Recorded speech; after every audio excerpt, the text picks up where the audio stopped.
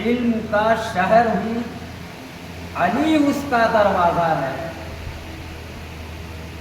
جس کو بھی مجھ تک آنا ہے پہلے وہ علی کے پاس جائے گا، علی سے ملے گا، ملاقات کرے گا، اس کے بعد مجھ تک پہنچے گا۔ بغیر علی کی محبت کے میری محبت بیکار ہے۔ رسول یہ فرما رہے ہیں۔ اب مثال دیتا چلوں کہ علی دروازہ ہیں، رسول علم کا شہر ہیں، اس کا دروازہ علی کو بنایا۔ اب اگر کوئی شخص یہ کہے کہ میں دروازے سے انٹری نہیں کروں گا، یا تو دیوار کھود کر انٹری کرے تبھی تو اندر آ سکتا ہے، تو ایسے آدمی کو کیا کہیں گے؟ یا تو چور کہیں گے یا پاگل کہیں گے، دیوانہ کہیں گے۔ چونکہ کوئی بھی عقل مند آدمی جس کے پاس اللہ نے عقل دی ہے وہ دیوار کود کر گھر میں داخل نہیں ہوتا، جب بھی آئے گا تو دروازے کا سہارا لے گا۔ تو اب دروازے پر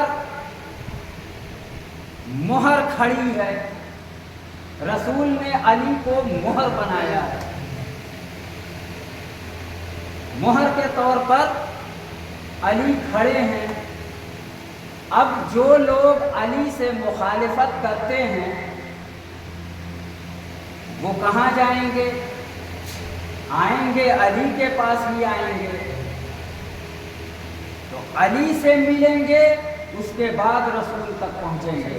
رسول یہی بتانا چاہ رہے ہیں کہ میری محبت کے ساتھ ساتھ اگر علی کی محبت تمہارے دل میں نہیں ہے تو میری محبت بھی بیکار ہے۔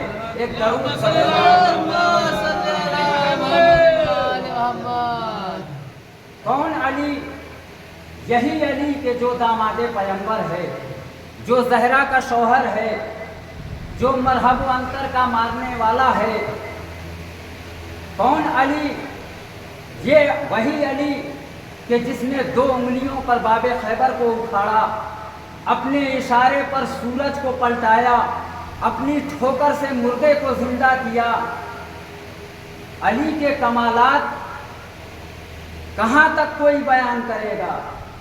اسی لیے رسول فرماتے ہیں کہ جن معنوں میں میں مولا ہوں انہی معنوں میں علی مولا ہے۔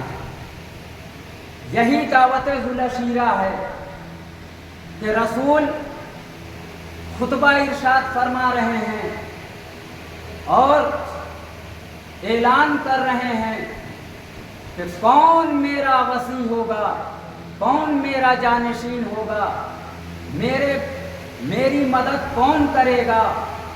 مجمع میں سارے ترم بیٹھے ہوئے تھے مگر کسی کے منہ سے آواز نہ نکلی کہ یا رسول اللہ میں آپ کی مدد کروں گا، یا رسول اللہ میں آپ کی مدد کروں گا، بلکہ سب خاموش رسول کے چہرے کو دیکھتے رہے۔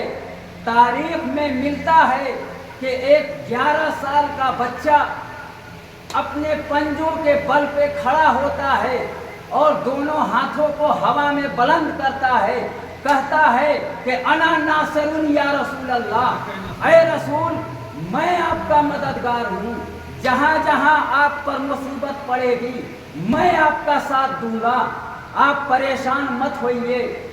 علی کے بچپنے کا دور تھا،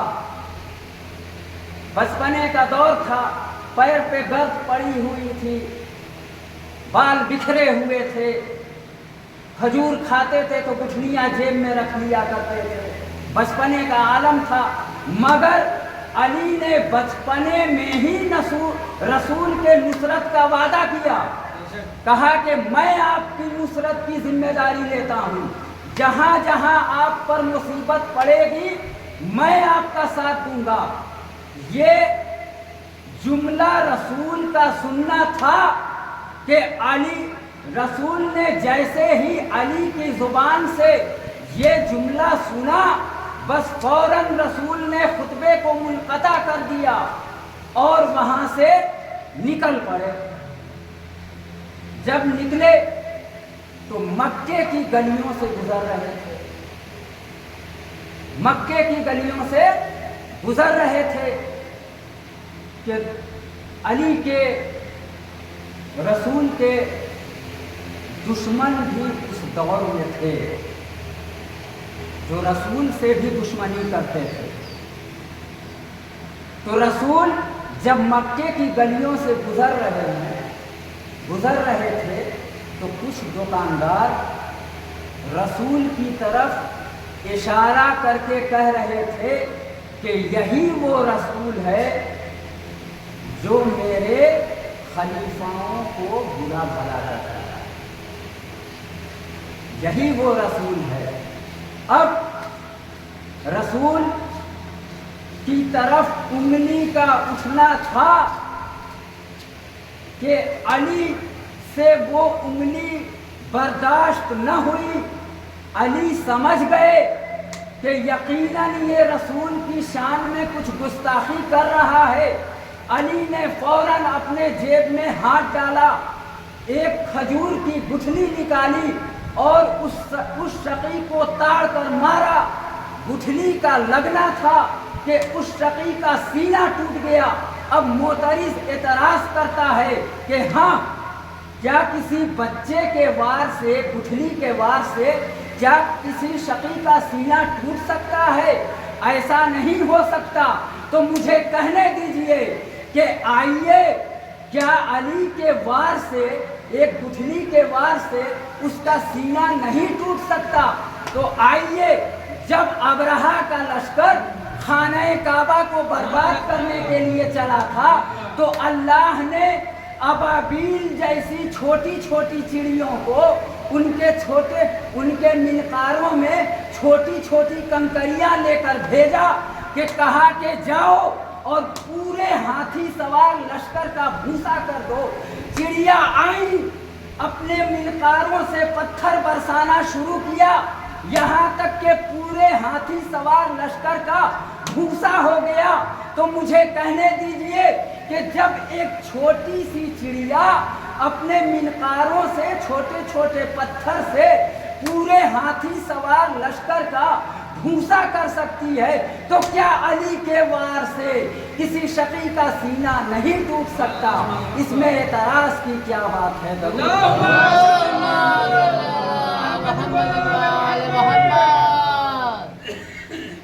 یہ ہے علی۔ اب رسول کے ساتھ ہیں، چونکہ نصرت کا وعدہ کر لیا ہے تو جب بھی رسول پر مصیبت آئی علی نے ساتھ دیا۔ تو رسول یہ ارشاد فرما رہے ہیں اور بتا رہے ہیں دنیا والوں کو کہ اے دنیا والوں، جن معنوں میں میں مولا ہوں انہی معنوں میں یہ علی مولا ہیں، جن معنوں میں میں مولا ہوں انہی معنوں میں علی مولا ہیں۔ اب علی رسول شب ہجرت آ جائیے، وہاں بھی رسول علی سے کہہ رہے ہیں کہ اے علی اب میری مدد کرو۔ علی نے کہا یا رسول اللہ، میں نے جب وعدہ کیا ہے تو جہاں جہاں آپ کے اوپر مصیبت پڑے گی میں نبھاؤں گا۔ رسول نے کہا کہ اے علی آج تم میرے بستر پر سو جاؤ۔ علی نے کہا کہ یا رسول اللہ آپ کے بستر پر میں سو جاؤں؟ کہا ہاں۔ علی نے کہا کہ یا رسول اللہ शहर आपका, बिस्तर आपका,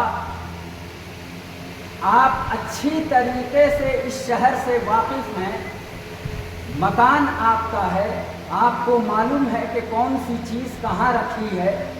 मुझे क्या मालूम कि कौन सी चीज़ कहाँ है। अब रसूल ने कहा कि अली मेरा हुक्म है। कहा या रसूल अल्लाह आपका हुक्म सर आंखों पर। अली बिस्तरे रसूल पर सो गए। रसूल अली सोए बिस्तरे रसूल पर, तो क्या रसूल की सब्ज चादर ओढ़ कर सोए। दुश्मन घर का मुहासरा किए हुए हैं, दुश्मन घर का मुहासरा किए हुए हैं कि रसूल जैसे ही घर से निकलेंगे उनको कत्ल कर देंगे। रसूल जैसे ही घर से निकलेंगे उनको कत्ल कर देंगे। दुश्मन घर का मुहासरा किए हुए हैं। अली बिस्तरे रसूल पर चैन से सोए हुए हैं, सब चादर ओढ़ कर सोए हैं। कौन सी ऐसी चीजें थी जिससे ये दुश्मन ये न समझ पाए कि रसूल सो रहे हैं या अली सो रहे हैं। तो तारीख में मिलता है कि 3 चीजें हायल थी दुश्मन के दरमियान और अली के दरमियान, जिससे दुश्मन ये ना समझ पाए कि रसूल सो रहे हैं या अली सो रहे हैं। वो 3 चीजें कौन थी? एक तो शब की तारीकी, जिससे दुश्मन ये ना समझ पाए कि अली सो रहे हैं या रसूल सो रहे हैं। दूसरी चीज दीवार दरमियान में थी अली के और दुश्मन के, जिससे दुश्मन ये ना समझ पाए कि अली सो रहे हैं या रसूल सो रहे हैं।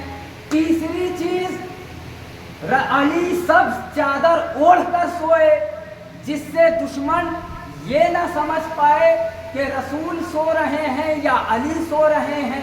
तो मुझे कहने दीजिए कि जब 1400 बरस का कुफ्फार ये ना समझ पाया कि अली सो रहे हैं या रसूल सो रहे हैं, तो आज का मुसलमान क्या समझेगा कि अली सो रहे हैं या रसूल सो रहे हैं।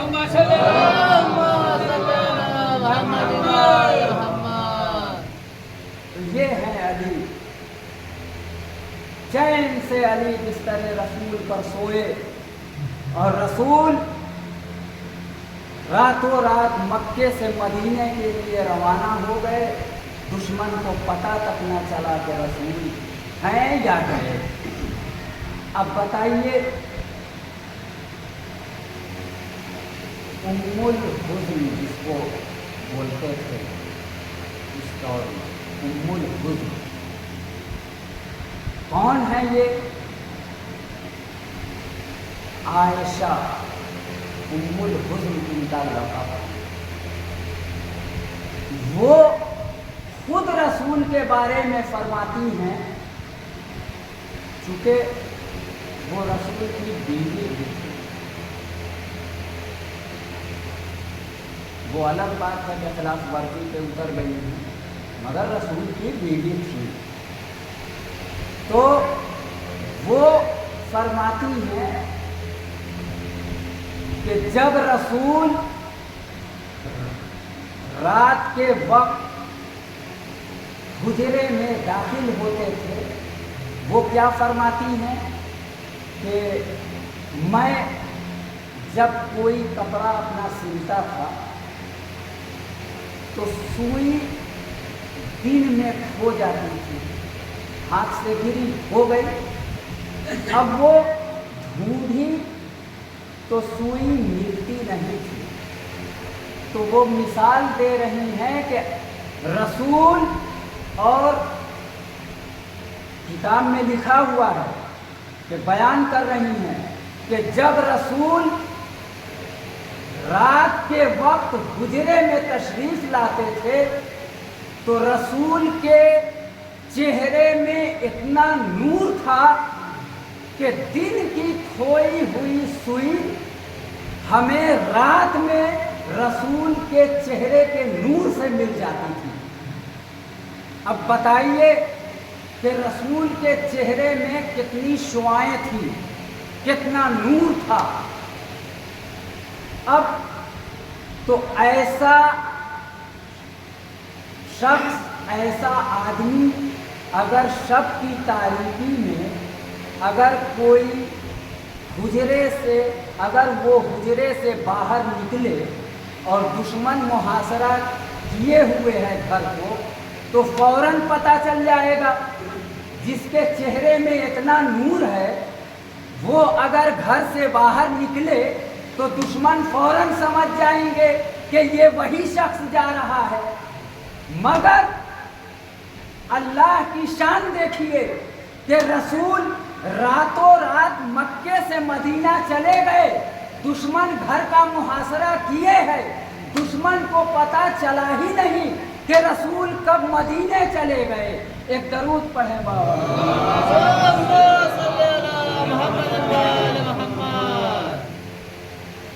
تو رسول مکے سے مدینے چلے گئے، علی بستر رسول پر چین کی نیند سوئے ہوئے ہیں۔ اتنی چین کی نیند علی بستر رسول پر سوئے کہ پروردگار علی کے نفس کا خریدار بن گیا۔ پروردگار نے علی کا نفس خریدنے کا دعویٰ کر دیا، اور ادھر علی، پروردگار نے صرف علی کے نفس کو نہیں خریدا بلکہ علی کا بستر رسول پر سونا کہ حروف تہجی کو اتنا پسند آیا کہ حروف تہجی نے بھی جھوم جھوم کر اپنا قصیدہ پڑھنا شروع کر دیا۔ الف نے کہا کہ اسد اللہ سو رہا ہے، بے نے کہا کہ باب مدینۃ العلم سو رہا ہے، تے نے کہا کہ تحت الصلا سو رہا ہے، سے نے کہا کہ ثابت قدم مولا سو رہا ہے، جیم نے کہا کہ جبرائیل کا استاد سو رہا ہے، بولیے بولیے، جیم نے کہا کہ جبرائیل کا استاد سو رہا ہے، تھے نے کہا کہ حافظ قرآن سو رہا ہے، خے نے کہا کہ خیبر کا فاتح سو رہا ہے، دال نے کہا کہ داماد پیمبر سو رہا ہے، زال نے کہا کہ ذوالشیرہ کا مصداق سو رہا ہے، رے نے کہا کہ رہبر انسانیت سو رہا ہے، زے نے کہا کہ زہرا کا شوہر سو رہا ہے، سین نے کہا کہ سید الولی سو رہا ہے، شین نے کہا کہ شجاعت کا مرکز سو رہا ہے، سات نے کہا کہ صبر و ضبط کرنے والا سو رہا ہے، ذات نے کہا کہ ضمیروں کا جاننے والا سو رہا ہے، عین نے کہا کہ علی ابن ابی طالب سو رہا ہے، غین نے کہا کہ غالب کل غالب سو رہا ہے، فے نے کہا کہ فاتح بدر و خندق سو رہا ہے، قاف نے کہا کہ قسم النار والجنت سو رہا ہے، لام نے کہا کہ لافتہ سو رہا ہے، میم نے کہا کہ من کنتوں کا مولا سو رہا ہے، نون نے کہا کہ نادر المظہر العجائب سو رہا ہے، واو نے کہا کہ وسیع رسول سو رہا ہے، ہے نے کہا کہ ہادی برحق سو رہا ہے، یہ نے کہا کہ یاور انسانیت سو رہا ہے، ادھر معبود آواز دے گا کہ یہ میرا ولی سو رہا ہے، ادھر رسول غار سے آواز دیں گے کہ یہ میرا وسی سو رہا ہے، ادھر مسلمان آگے بڑھے ہوں گے، کہہ رہے ہوں گے کہ یہ میرا مولا سو رہا ہے، ادھر نصیری آگے بڑھے ہوں گے اور کہہ رہے ہوں گے کہ نہ کسی کا ولی سو رہا ہے، نہ کسی کا وسی سو رہا ہے، نہ کسی کا مولا سو رہا ہے، بلکہ یہ تو ہمارا خدا سو رہا ہے۔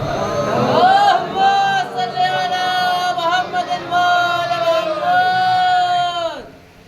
یہ ہے علی۔ علی کے منزلت کو کوئی کہاں تک سمجھ سکتا ہے؟ بستر رسول پر اس شان سے سوئے کہ معبود نفس کا خریدار بن گیا، فوراً جبرائیل کو حکم دیا کہ جبرائیل جاؤ علی سے پوچھو کیا اپنا سونا بیچیں گے؟ जिब्राइल आते हैं अली की बारगाह में, कहते हैं ए अली, तुम्हारे नफ्स का खरीदार माबूद है, क्या तुम अपना सोना बेचोगे? क्या तुम अपना सोना बेचोगे? अली ने कहा, क्या तू खरीदेगा? क्या तू खरीदेगा? अब जिब्राइल फिर वापस परवरदिगार की बारगाह में जाते हैं, कहते हैं परवरदिगार आलम, अली अपना सोना बेचने के लिए तैयार हैं। जिब्राइल से कहा कि जाओ अली से पूछो कि कीमत क्या लेंगे। जिब्राइल वापस आते हैं, अली से कहते हैं कि ए अली, इसकी कीमत क्या लोगे? इसकी कीमत क्या लोगे? अली ने कहा कि जो दे देना। जिब्राइल फिर वापस जाते हैं परवरदिगार की बारगाह में, कहते हैं परवरदिगार आलम, अली कह रहे हैं कि जो दे दो। अब परवरदिगार ने कहा कि जिब्राइल जाओ अली से सोना ले आओ।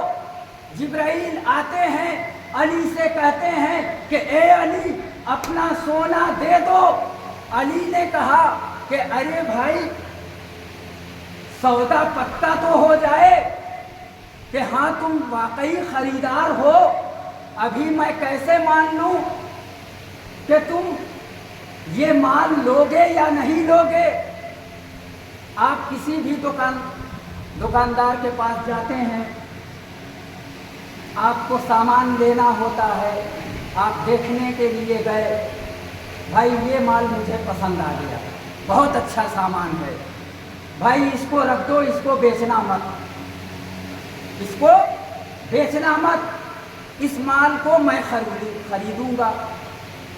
अब वो दुकानदार बरजस्ता आपसे यही कहेगा कि भाई मैं कैसे मान लूं कि आप ये माल ले जाएंगे? मैं कैसे मान लूं? कुछ ना कुछ बयाने के तौर पर दे दीजिए ताकि सौदा पक्का हो जाए, मुझे भी इत्मीनान हो जाए, आपको भी इत्मीनान हो जाए। आप कहेंगे कि हाँ आप ठीक कह रहे हैं, मैं बयाना देता हूँ, सौदा पक्का हो गया। अब उसका भी दिमाग सौदे की तरफ नहीं रहेगा, वो भी इत्मीनान से, आप भी इत्मीनान से कि मैं जब जाऊंगा अपना सामान ले आऊंगा। इसी तरीके से अली ने कहा कि सौदे को पक्का तो करो, मैं कैसे मान लूं कि खरीदार तुम हो, तुम ये माल खरीद ही लोगे। अब जिब्राइल परवरदिगार के बारगाह में जाते हैं, कहते हैं परवरदिगार आलम, अली बयाने के तौर पर सौदा को पक्का करने के लिए कुछ मांग रहे हैं कि सौदे को पक्का करो। अल्लाह ने कहा कि जिब्राइल जाओ अली से कहो कि जन्नत तुम्हारे नाम, बयाने के तौर पे मैं जन्नत दे रहा हूँ, इसकी उजरत, इसकी कीमत बाद में अदा करूँगा। जिब्राइल आए, कहा अली, जो तुम्हारे सौदे का खरीदार है वो तुम्हें जन्नत दे रहा है, बयाने के तौर पर तुम्हें जन्नत दे रहा है, इसकी उजरत बाद में देगा।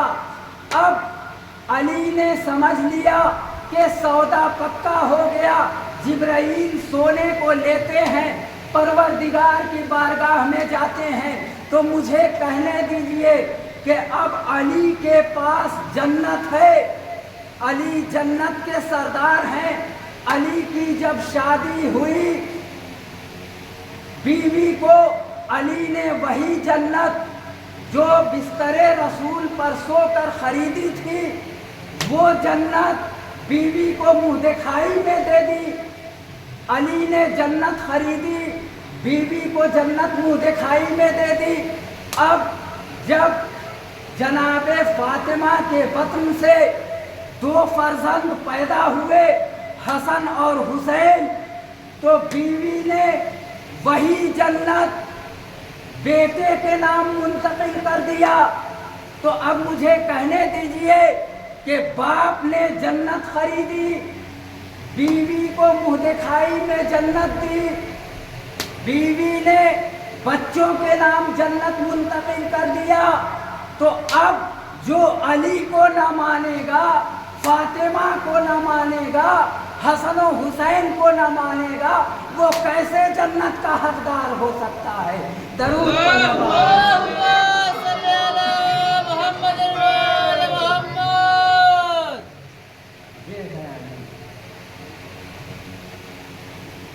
ہر گام گام پر علی نے رسول کا ساتھ دیا، علی نے اسلام کو بچانے کے لیے بہت ہی دل و جان سے لگے رہے۔ اس دین اسلام کو کوئی بھیجنے والا ہے تو کوئی لانے والا ہے، کوئی لانے والا ہے تو اس کو مل کر پھیلانے والا بھی، پھیلانے والا ہے تو اس دین اسلام کو مصیبت کے وقت بچانے والا ہے، بھیجنے والا لا الہ الا اللہ، اس دین اسلام کو بھیجنے والا لا الہ الا اللہ، لانے والا محمد رسول اللہ۔ اس دین اسلام کو محمد کے ساتھ مل کر پھیلانے والا علی ولی اللہ، اور اس دین اسلام کو مصیبت کے وقت بچانے والا ہمارا حسین شہید کربلا۔ واقعی حسین نے اس دین کی خاطر، اس دین کو بچانے کے لیے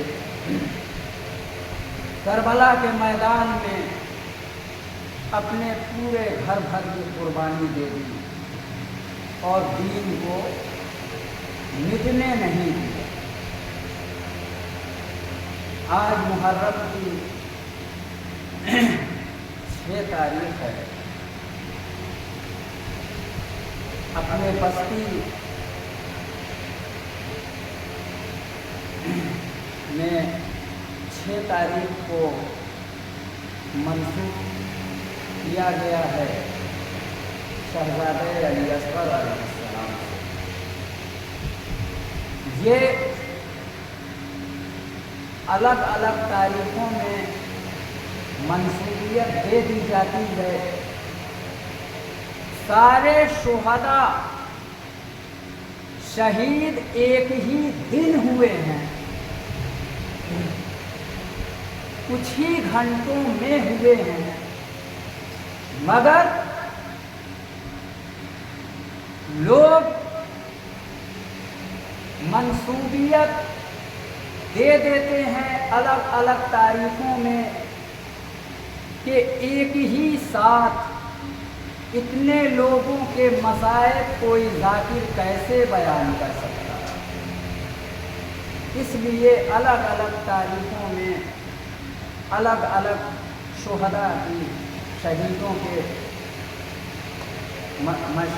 کو منسوخ کر دیا جاتا ہے۔ تو آج اپنے بستی کے لیے 6 محرم کی تاریخ شہزادے علی اصغر علیہ السلام سے منسوب ہے۔ میں آپ کو جناب قاسم علیہ السلام کے مسائل سناؤں گا، چونکہ اگلی مجلس شام میں 4 بجے ہونی ہے، اس میں انشاءاللہ آپ جناب علی اکبر السلام کا مصائب سنیں گے۔ کون قاسم؟ حسین کا بھتیجا قاسم۔ آپ رات میں بھی جناب قاسم کے مصائب سنے ہیں۔ حسین کے پاس آتے ہیں، کہتے ہیں چچا جان اب مجھے بھی مرنے کی اجازت دے دی۔ حسین پریشان ہو جاتے ہیں، گھبرا جاتے ہیں، کہا بیٹا قاسم تمہیں میں مرنے کی اجازت کیسے دے دوں؟ جناب قاسم اصرار کرتے ہیں، مگر حسین جناب قاسم کی طرف توجہ نہیں دیتے۔ جناب قاسم واپس آتے ہیں خیمے میں، کہتے ہیں مادر گرامی چچا جان مرنے کی اجازت نہیں دیتے۔ ماں کہتی ہے بیٹا سارے انصار شہید ہو چکے ہیں، اب اصحاب شہید ہو رہے ہیں، جاؤ اور چچا سے اجازت لو اور میدان میں جاؤ۔ جناب قاسم پھر چچا کی خدمت میں آتے ہیں، کہتے ہیں چچا جان مادر گرامی نے اجازت دے دی ہے، اب آپ بھی اجازت دے دیجئے، مجھے میدان میں جانے دیجئے۔ حسین پھر قاسم کی طرف توجہ نہیں دیتے۔ جناب قاسم نے دیکھا کہ جب چچا میری طرف کوئی توجہ نہیں دیتے، جناب قاسم ایک ریگستان میں چلے جاتے ہیں اور کچھ سوچتے ہیں۔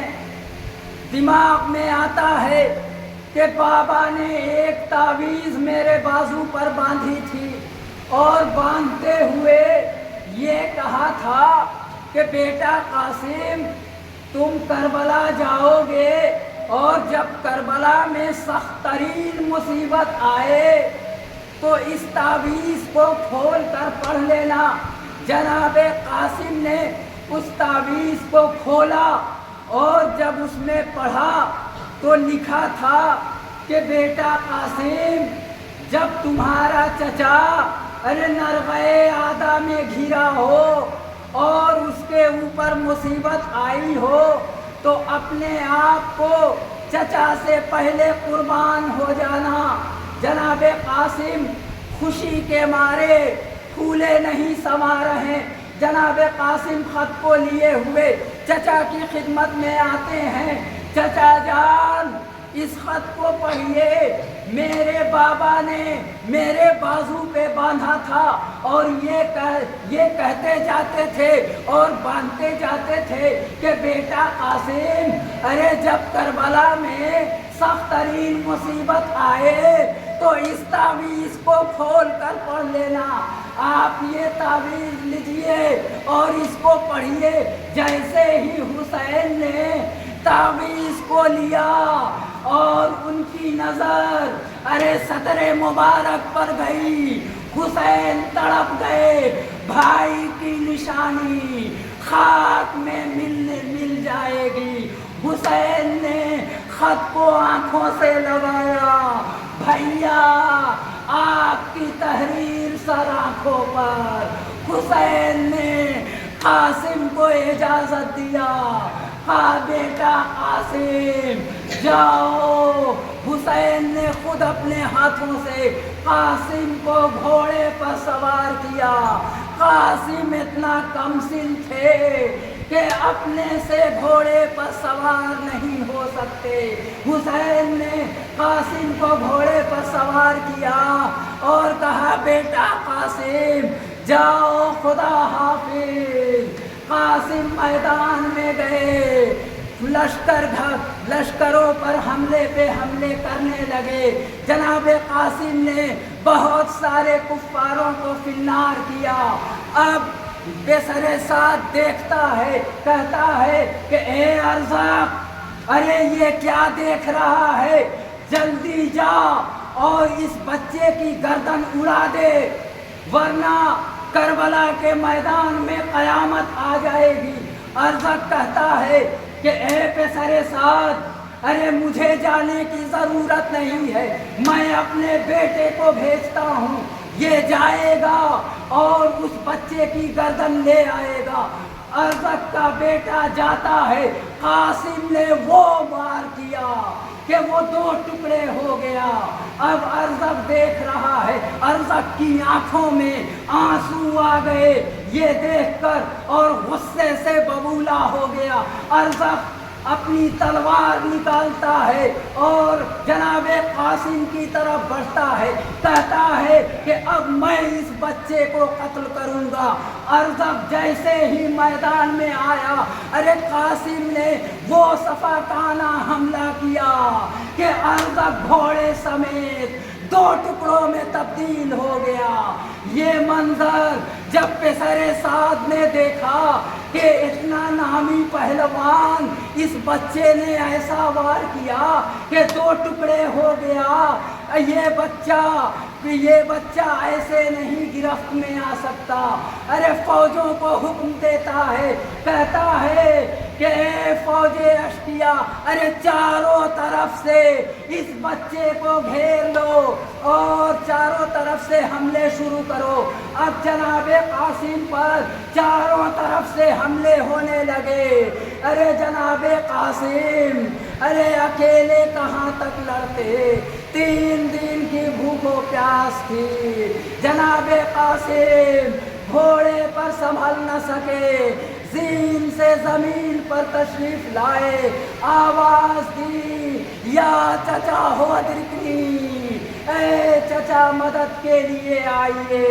حسین دوڑے مقتل کی طرف. جیسے ہی فوج اشقیا نے دیکھا کہ حسین آ رہے ہیں، ان کی ہیبت سے فوج اشقیا کے گھوڑے ادھر کے گھوڑے ادھر، ادھر کے گھوڑے ادھر. جب حسین قاسم کی لاش پر پہنچے ہیں تو قاسم درد سے کراہ رہے ہیں، بیٹا قاسم. یہ حسین نے قاسم کے سر کو اپنے زانوں پر لیا، ویسے ہی قاسم کی روح قفس عنصری سے پرواز کر گئی. حسین نے قاسم کی لاش کو اٹھایا.